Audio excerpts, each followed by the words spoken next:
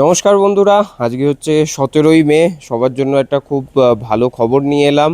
কাজা মানালি হাইওয়ে কিন্তু খুলে দিয়েছে।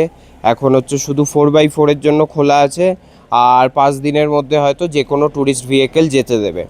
লাস্ট আমি 12ই মেতে ভিডিওটা ছেড়েছিলাম যে কুঞ্জুম পাস অবধি রাস্তা খুলে দিয়েছিল 4x4-এর জন্য। তো কুঞ্জুম পাস অবধি কিন্তু এখন নর্মাল গাড়িও যেতে দিচ্ছে।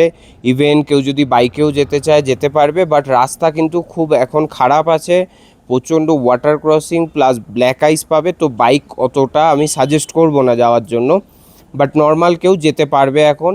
আর বাকি এখনও অবধি হচ্ছে কাজা মানালি হাইওয়ের কালকেই মানে আমাদের এখানে ডাইরেক্টরি থেকে জানিয়ে দেওয়া হয়েছে যে আজকে সকাল থেকে কিন্তু যাতায়াত শুরু হয়ে গেছে কাজা মানালি হাইওয়েতে, তবে শুধুমাত্র 4x4 ভেহিকেলের জন্য। তো আনেওয়ালে হয়তো আর 5 দিনের মধ্যে বা 6 দিনের মধ্যে সবার জন্য এটা খুলে দেওয়া হবে। এই যে এখন যে এটা দেখতে পাচ্ছেন অ্যাডভাইজারিটা, এই অ্যাডভাইজারিটাই হচ্ছে কালকে জানানো হয়েছে। তো এইটাই মানে অ্যাকচুয়ালি ওপেন করে দেয়া হলো এবছরের মতো কাজা মানালি হাইওয়ে।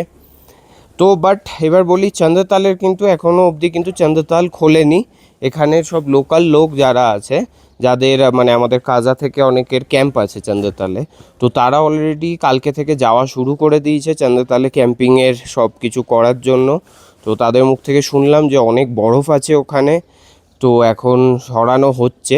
বাট চন্দ্রতালের রাস্তা খুলে ফেলা হয়েছে, শুধুমাত্র এখন লোকাল বা যারা ক্যাম্পিং বা ওনার আছে ক্যাম্পের, তাদের যেন স্টাফরা গিয়ে ওখানে রেডি করতে পারে এই হিসাবে খোলা হয়েছে। এখনও কিন্তু ট্যুরিস্টদের জন্য খোলা হয়নি। তো এরপরে চন্দ্রতাল খুব রিসেন্টলি হয়তো খুলে যাবে, কেননা মেন যখন কাজা মানালি হাইওয়ে সাফ হয়ে গেছে, তো ওটাও মানে খুব রিসেন্টলি হয়তো 20-22 তারিখের মধ্যেই খুলে যেতে পারে। তো এরপরে যেদিনই চন্দ্রতাল খুলে যাবে সেদিনই আপনাদেরকে আমি আপডেট দিয়ে দেবো। তো আজকের মতো তাহলে এইটুকুই থাকলো, পরের ভিডিওতে দেখা হচ্ছে।